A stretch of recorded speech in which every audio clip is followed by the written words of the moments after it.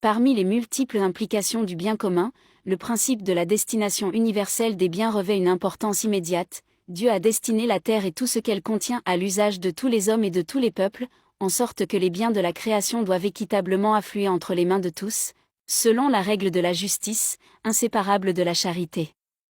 Ce principe se base sur le fait que, la première origine de tout bien est l'acte de Dieu lui-même qui a créé la terre et l'homme, et qui a donné la terre à l'homme pour qu'il la maîtrise par son travail et jouisse de ses fruits.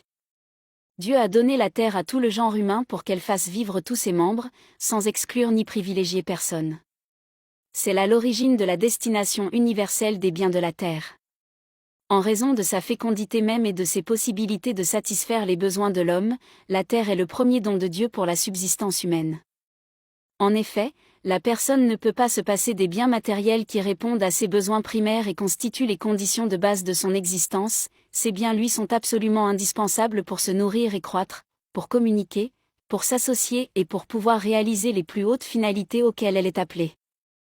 Le principe de la destination universelle des biens de la terre est à la base du droit universel à l'usage des biens.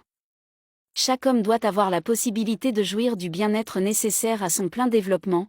Le principe de l'usage commun des biens est le premier principe de tout l'ordre éthico-social, et principe caractéristique de la doctrine sociale chrétienne. C'est la raison pour laquelle l'Église a estimé nécessaire d'en préciser la nature et les caractéristiques.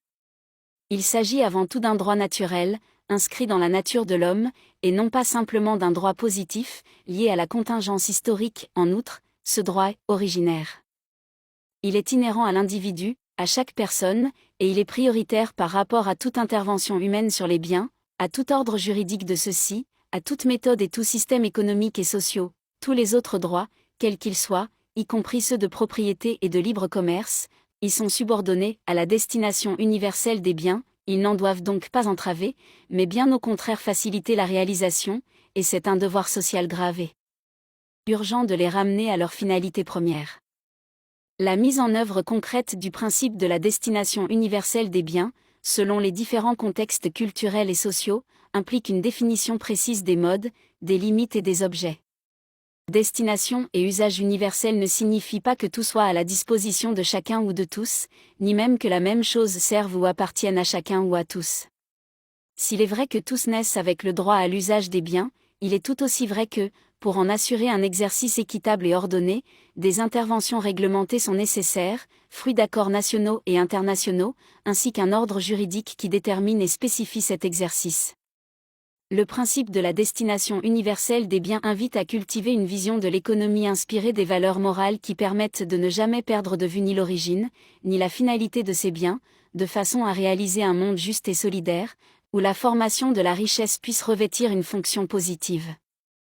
En effet, la richesse présente cette valeur dans la multiplicité des formes qui peuvent l'exprimer comme résultat d'un processus productif d'élaboration technique et économique des ressources disponibles, naturelles et dérivées, conduit par l'imagination, par la capacité de programmation, par le travail des hommes, et employé comme moyen utile pour promouvoir le bien-être des hommes et des peuples et pour s'opposer à leur exclusion et à leur exploitation.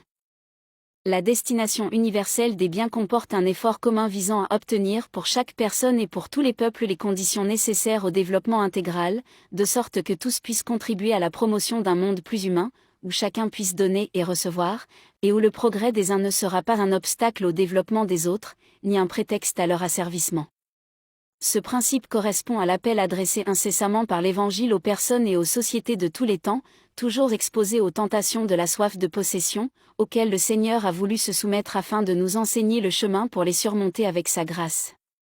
B. Destination universelle des biens et propriétés privées. Par le travail, l'homme, utilisant son intelligence, parvient à dominer la terre et à en faire sa digne demeure. Il s'approprie ainsi une partie de la terre, celle qu'il s'est acquise par son travail. C'est là l'origine de la propriété individuelle. La propriété privée et les autres formes de possession privée des biens assurent à chacun une zone indispensable d'autonomie personnelle et familiale. Il faut les regarder comme un prolongement de la liberté humaine. Enfin, en stimulant l'exercice de la responsabilité, il constitue l'une des conditions des libertés civiles. La propriété privée est un élément essentiel d'une politique économique authentiquement sociale et démocratique et la garantie d'un ordre social juste. La doctrine sociale exige que la propriété des biens soit équitablement accessible à tous, de sorte que tous en deviennent, au moins dans une certaine mesure, propriétaires, sans pour autant qu'ils puissent les posséder confusément. La tradition chrétienne n'a jamais reconnu le droit à la propriété privée comme absolu ni intouchable, au contraire, elle l'a toujours entendu dans le contexte plus vaste du droit commun de tous à utiliser les biens de la création entière. Le droit à la propriété privée est subordonné à celui de l'usage commun, à la destination universelle des biens. Le principe de la destination universelle des biens affirme à la fois la seigneurie pleine et entière de Dieu sur toute réalité et l'exigence que les biens de la création demeurent finalisés et destinés au développement de tout l'homme et de l'humanité tout entière. Ce principe ne s'oppose pas au droit de propriété, mais indique la nécessité de le réglementer. En effet, la propriété privée, quelles que soient les formes concrètes des régimes et des normes juridiques relatives à celle-ci, n'est par essence qu'un instrument pour le respect du principe de la destination universelle des biens, par conséquent, en dernier ressort, non pas une fin mais un moyen. L'enseignement social de l'Église exhorte à reconnaître la fonction sociale de toute forme de possession privée, avec une référence claire aux exigences incontournables du bien commun. L'homme ne doit jamais tenir les choses qu'il possède légitimement comme n'appartenant qu'à lui, mais les regarder aussi comme communes, en ce sens qu'elles puissent profiter non seulement à lui, mais aussi aux autres. La destination universelle des biens comporte, pour leur usage, des obligations de la part de leurs propriétaires légitimes. L'individu ne peut pas agir sans tenir compte des effets de l'usage de ses ressources, mais il doit agir de façon à poursuivre aussi, au-delà de son avantage personnel et familial, le bien commun. Il s'ensuit un devoir de la part des propriétaires de ne pas laisser improductifs les biens possédés, mais de les destiner à l'activité productive, notamment en les confiant à ceux qui ont le désir et les capacités de les faire fructifier. En mettant à la disposition de la société des biens nouveaux, tout à fait inconnus jusqu'à une époque récente, la phase historique actuelle impose une relecture du principe de la destination universelle des biens de la terre, en rendant nécessaire une extension qui comprenne aussi les fruits du récent progrès économique et technologique. La propriété des nouveaux biens, issus de la connaissance, de la technique et du savoir, devient toujours plus décisive, car la richesse des pays industrialisés se fonde bien plus sur ce type de propriété que sur celui des ressources naturelles.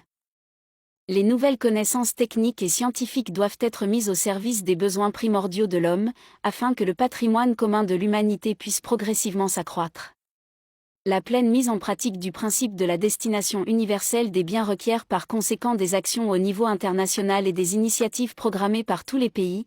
Il faut rompre les barrières et les monopoles qui maintiennent de nombreux peuples en marge du développement, assurer à tous les individus et à toutes les nations les conditions élémentaires qui permettent de participer au développement.